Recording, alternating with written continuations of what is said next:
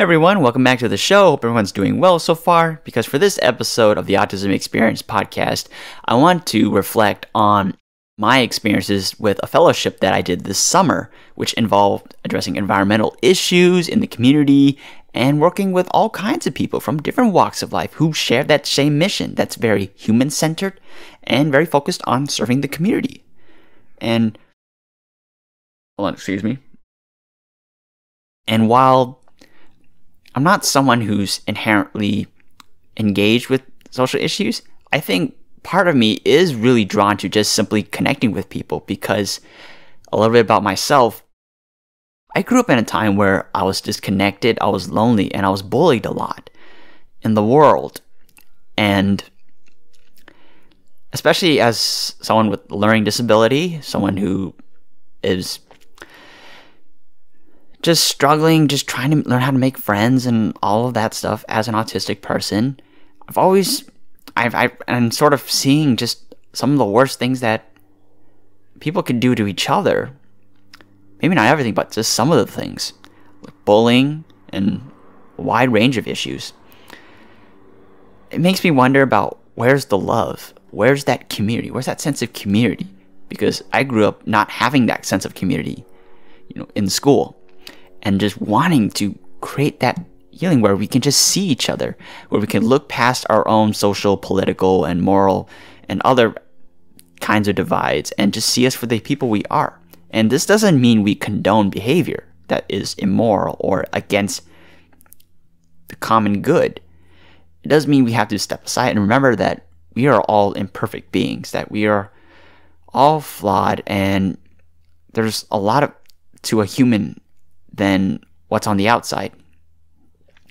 And part of moving forward and progressing as a society is just recognizing that.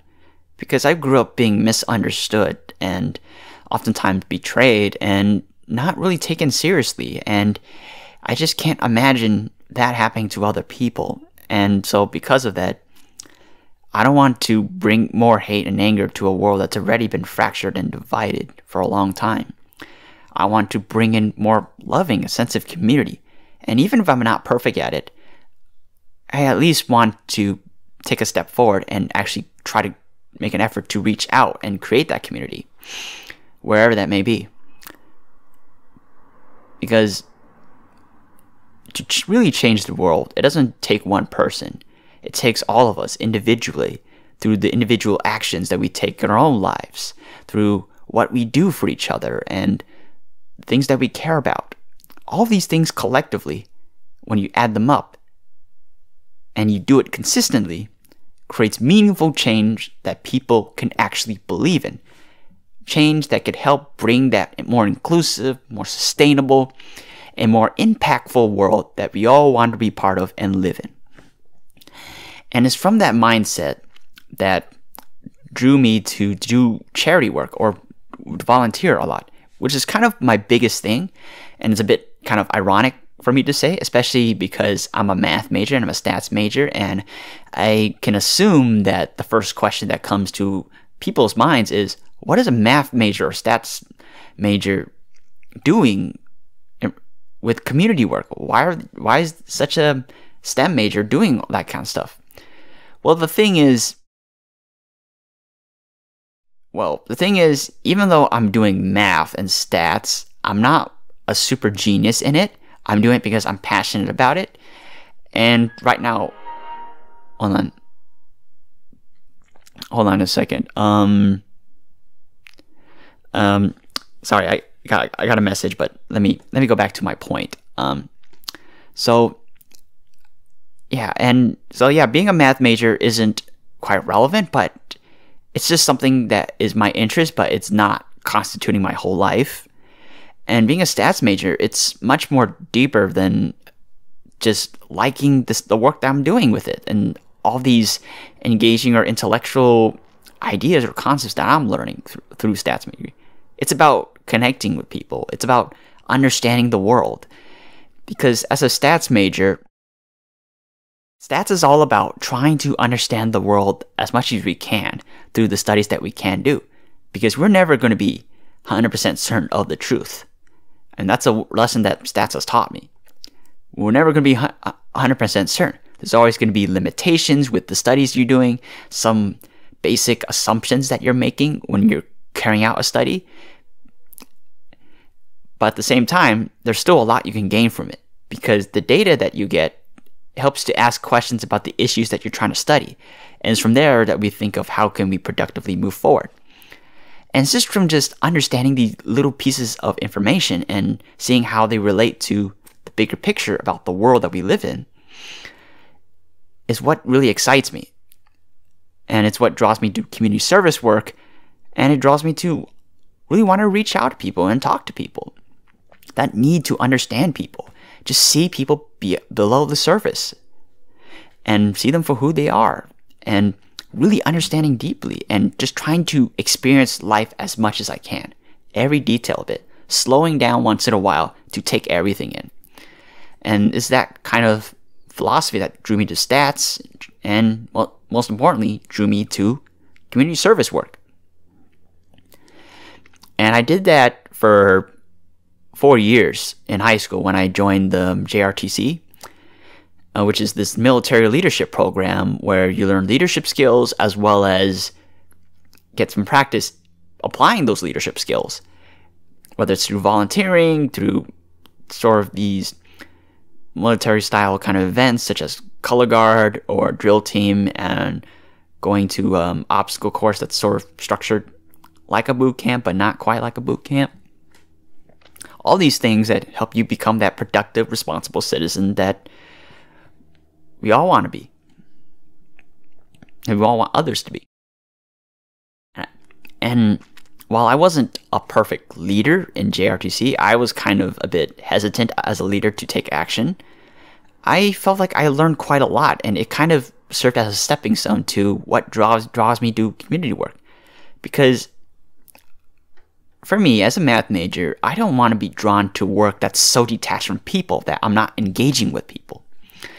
I don't like to work excessively in a 9-to-5 office job where I'm not talking to people and all that, because it just is pretty isolating, and sometimes it gives me a lot of doubt as if I'm really impacting people, and sometimes it gets very lonely because I value human connection and I just simply can't stand being so far away from people, the people that I want to serve.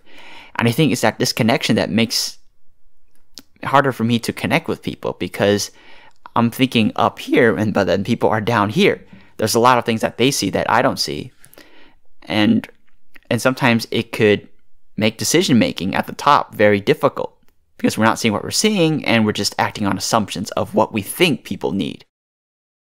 And when sometimes even good intentions could fall short and create disaster more than solutions to address these concerns.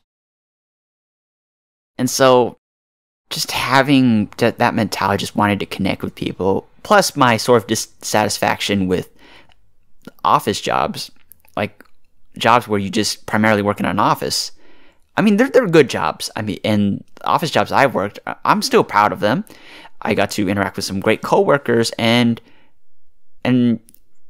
not to mention that these office jobs had to do with serving students and the community. I mean, those are great things. I mean, that's the kind of office job that I'd probably be comfortable with, but I just don't like in general to sit in an office, be isolated from the ground. I'd rather be the boots on the ground to connect with people there.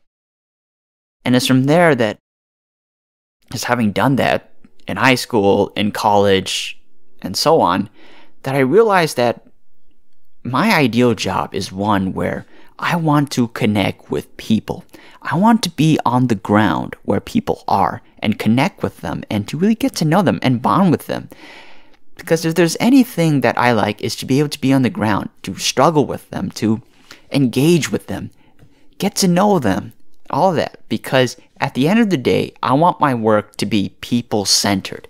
Because the thing that makes a society great isn't just the perks that it has, the technology, the tools, all that, which does matter, but it doesn't constitute what makes society what it is. What makes it what it is are the people that live in it. And because empires aren't built by itself, they're built by people. Everything we do takes people, and I want to really maintain that connection with people, no matter what I do. It's why I started this Instagram channel, this podcast, all of that, because I wanted to talk about the things that make us human. And some of those things conclude the struggles of being an autistic person. Some of it includes a lot of the social, moral, political, environmental issues that are affecting us personally. All these things that define humanity as it is, really define the human experience. And it's from around that time that I came across this fellowship with an organization that's dedicated to addressing climate issues and environmental issues. And I just remember thinking, I think I found my magnum opus. I think I found something that I was looking for quite a long time. One that seems very practical. I mean, there is some office work involved, especially when you're talking about performance monitoring, evaluation, measuring the progress of individuals, or doing spreadsheets, collecting data, all that stuff. But at the same time, there's a lot of manual labor and connecting with people that really makes that community part of this kind of work stand out. So I ended up going to that fellowship, got interviewed, and to my surprise, they actually wanted a guy like me there. Because when I came into the fellowship, I thought that they only want people with environmental science degrees or biology degrees, something that's very science-oriented. And, I mean, math is technically a science. It is. That's why it's part of the acronym STEM. But it's kind of a Swiss Army knife in the sense that it's so versatile that it doesn't really fit a specific niche. So it's hard to really classify where math belongs, or to really conceptualize how math can be applied to the real world. But it turns out they actually valued someone like me. Because I remember in the interview, I remember I answered some basic interview questions such as, what do you do in a leadership position? How do you, give me an example of being a leader, or something like that. All of which was very technical and more focused on my performance on the job, or any indicator of how well I might perform at this fellowship. And maybe they did kind of touch a little bit about my background and why I thought it was really relevant to this position. But other than that, I got this sense that maybe I don't belong here because of my background. Because while I did community work, I never actually studied or actively engaged in anything directly related to environmental issues. I mean, I did engage in social issues and policy issues that relate to students in general, but I never done something as broad as environmental issues. But fortunately, they said, oh, you're right for the job. You're right for it. We actually want you here. And I was like, wow, really? That's great. And I remember during the fellowship, they asked me to pick a project, and I picked one that was very performance monitored, something that's very technical, like research oriented, all of that. And I remember picking that, and they're like, dude, that's exactly what I thought. It's almost as if they know exactly, it's like I'm actually what they're looking for, and they already figured out what I would be drawn to. It's like they've read me so well. And that's when I really felt acknowledged and heard, felt like I belong somewhere. And so from there, we did the orientations, all the paperwork, fingerprinting, all that basic stuff that you have to do when you're working for a nonprofit or an organization that's directly involved with community work, or something like that. And then we did orientation, which was great, where it was a lot of presentations on climate action and sustainability, and a lot of developments in the sustainability world. And where I also got to meet the other fellows that were also doing joint part of this organization, like I was. I remember being fascinated because, for a while, this is one of those rare times where I've actually around people that really care about the people thing, that care about humanity, care about these spiritual issues. And in some cases would love to debate me or have these broad, thought-provoking discussions about spirituality, God, all these things. Though they're very thoughtful people. They're also fun to hang out with and talk to, but they're also value these kind of discussions that I've always valued as a child, but I've always felt ostracized for not thinking like a normal kid, or for having interests that are too different from what other kids are interested in. Because I'm someone who values below the surface conversations and thinking about society and humanity as a whole.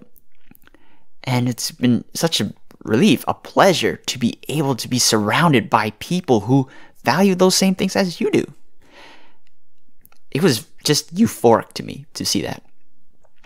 And it really showed when we started to do our work.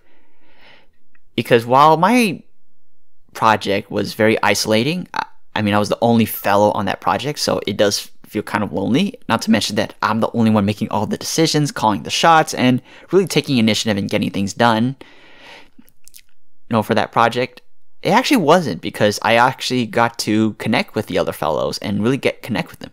Maybe because my project involves monitoring people's progress, so that means I have to engage with each of the fellows, know what they're doing, so I can figure out how do I measure their success and all that. A lot of data collection. So that, in effect, does require you to get to know people. And it gave me that experience. And most of all, I learned how to do so many things. I learned how to manage food waste. I know how to turn into compost now. And using mulch and mixing it with food waste and breaking it down so you can turn into compost that people can use to sort of fertilize the soil and make the soil healthy in a way where you don't have to buy fertilizer and all these man-made chemicals to really make the soil fertile again. And also learn why rescuing food waste or salvaging it is really important, especially since a lot of stores, they dump their food waste out into dumpsters, and a lot of that food is still edible. I mean, that Best By date, that doesn't mean that it's going to expire right off the bat, because it's not going to expire right off the bat because food takes a while to break down. And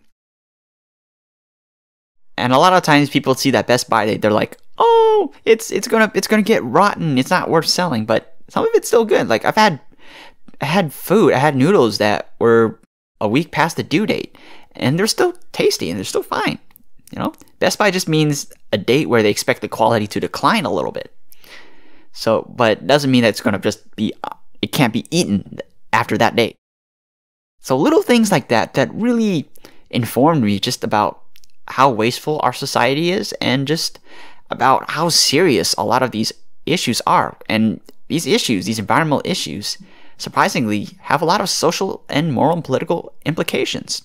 Because with a lot of food waste, that points out a lot of food insecurity problems. Also, how there's a lot of low-income communities that do not have access to quality food. There's also even a lot of community gardens who are trying to grow fresh fruits for the community in response to the lack of access to quality fruits. And not to mention that there are like these mass production and mass farming techniques that sometimes involve some unethical practices, where they might use chemicals to enhance these fruits, and these chemicals have side effects which could affect people when they eat them. So all these different things that really got me to sort of think bigger, because up to that point, I've only had experience working in higher education as a research assistant and working as a tutor and being a student volunteer. So my experiences was very limited to just the students themselves, but this fellowship got me to sort of think bigger than all of that. It's one of those jobs where you wake up in the morning and it doesn't feel like a job. You're talking to people, you're bonding with people, you're hanging out with them. It feels like hard work. And yeah, there were some office job related moments, but it was sort of balanced with some manual labor. Because I could tell you, I love manual labor. I love it. There's something noble and hardworking about that. There's something very euphoric or therapeutic about it. That sense of accomplishment and worth and struggle. that really draws me to it. Because when I'm shoveling compost with people, it feels like I'm bonding with them. I'm engaging with them. I'm doing something that's very team-oriented. I'm engaging with the team. I'm not sitting in an office and looking at them from a distance, sitting there as if I'm on my high horse or something. I'm actually down there engaging with them. And it's actually fun, because while I didn't get a chance to connect with all of them deeply, I got to really enjoy talking to them and interacting with them. We go on adventures, we talk a lot, we got to socialize, laugh, and have fun. And even after work, we would go out and grab some milk tea, grab some boba, or eat out, or even do something like, I don't know, like one time when my birthday came up and they like to take me out to milk tea, where we had some snacks and boba, and we just socialized and chat and shared jokes and memes and, you know, just had fun together. It felt like a community that like no other.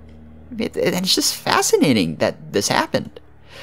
Like that's the kind of environment I want to be in, where it doesn't feel much like work. I mean, sure, there are days where you have a lot of downtime, nothing is happening, you're just kind of typing away on a spreadsheet, and those days do happen.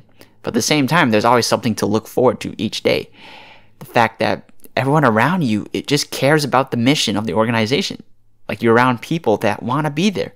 And it's a direct contrast to maybe in high school, or even in school, where sometimes you're just surrounded by people that don't want to be there, or only there because they have to be there. But here, it just felt like everyone wanted to be there, because this fellowship, no one's forcing you to apply to it. It's your choice. And it's all geared towards a certain mission. So you're going to be around people that are drawn to that mission, or drawn to what this fellowship is doing. So it's just amazing just to have like-minded people around you and doing work that really is relevant, that really is people-centered. And it's true that I kind of realized what I wanted to do in my life, and really got to think bigger about what am I trying to achieve.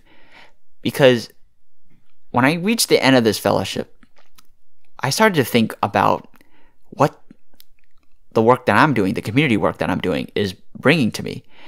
And if there's one thing that it brought to me, is that it got me to sort of think bigger about the work that I'm doing, about why am I drawn to it. Because I understand that not all of you are religious, but I like to think that there's a higher power out there at work. And I know that I believe in God, yes, and not everyone could relate to that. Yes, I do believe in God, but I also believe in another thing too, that there is a force out there that God created. Or for those of you that are not religious, there's a force out there that exists in this universe that really speaks to everything that we're seeing in this world. And this force is the force of life. The universe, the earth, the oceans, all these systems and elements that sort of run the world and move it and really dictate everything that happens in this world. So it could be things like rules like gravity, the biosphere of the earth, the universe, everything out there that connects us and moves us and guides every single thing that happens in this world. So in effect, when I'm doing this community work, I'm not just serving myself or serving the community. I'm serving this higher power. I'm serving not just God, but this energy, these systems that connect all of us, connect us with nature, connect the rules of the world with everything else in the universe, everything that, even the things that explain how planets move, how solar systems are created, everything about this universe, everything. And while I may not understand it completely, I don't think all of humanity has as well. I mean, there's still a lot we don't know, but I like to believe that there's that force out there that we're serving, and that the work we're doing is not only serving it, but showing respect for it. Right. It reminds me of, I think I've said this in a TikTok to you, but I'll repeat it here. It reminds me of something that this character, Obi-Wan Kenobi, this Jedi from Star Wars, once said when he was asked to describe the Force and what it is.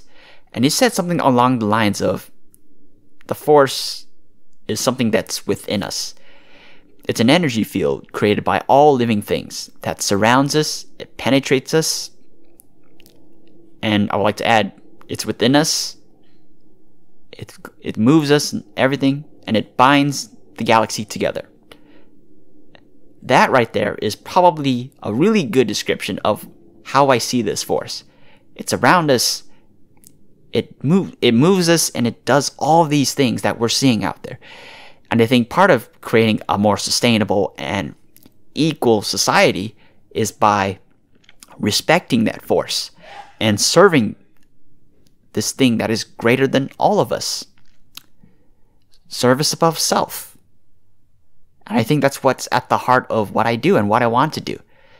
Because if anyone ever asks about what I want to do after college, it's something that I hope would combine a lot of the skills that I have that in regards to research and stats, but also something that allows me to maintain that connection with people. Because at the end of the day, I want to still be able to connect with people. You know, to be where the people are and to see them, feel them, understand them, and work with them. Not for them or above them, but with them. Because what makes life beautiful isn't just the oceans, the earth, the things that we find every day in our lives, but the people. Their individual experiences, their struggles, their interests, who they are, their communities, everything about them. Because while I'm only 24, I feel there's a lot for me to learn from the world. And I hope I can continue to experience life for what it is. Because I believe that my purpose is not about getting this job or making this much money or doing all this or all of that. But my purpose, in effect, is living life itself. Living it every day, every minute of it, and taking it as it is. And it's true that you still have to work hard to be able to get these experiences. You know, you still have to work a job and all that. But beyond that, not letting things like your work or your interest or all that define you, but maybe perhaps having life itself and all its beauty and wonder and being able to experience it. How about that? Letting that be the purpose of life. Because that's my purpose. And that's what I want my life to be structured around. Just experiencing things. And experiencing what the world has to offer. And be able to take it in, see it for myself, and then be able to navigate through it. Because the journey of life doesn't end when I graduate from college. It doesn't end when I leave a certain job. Or it doesn't end when I move out of the house. Or I get married or something like that. No, those are steps. Those are stopping. Those are pauses. Those are certain milestones in a journey. But they're not the end of the journey. Because the journey is life itself. And I hope to continue to live it as far as I can, no matter what. So, with that said, thank you all for listening. Hope you guys like this podcast. And I hope you all have a great and wonderful summer. Thank you. Hey, thank you all for listening to this podcast. If you guys like this channel, check out and subscribe to this podcast on YouTube, Spotify, Anchor, wherever you all get your podcasts. For social media, you can follow me at The Autism Experience on Instagram and TikTok. Thank you all for listening. Stay tuned for more from The Autism Experience.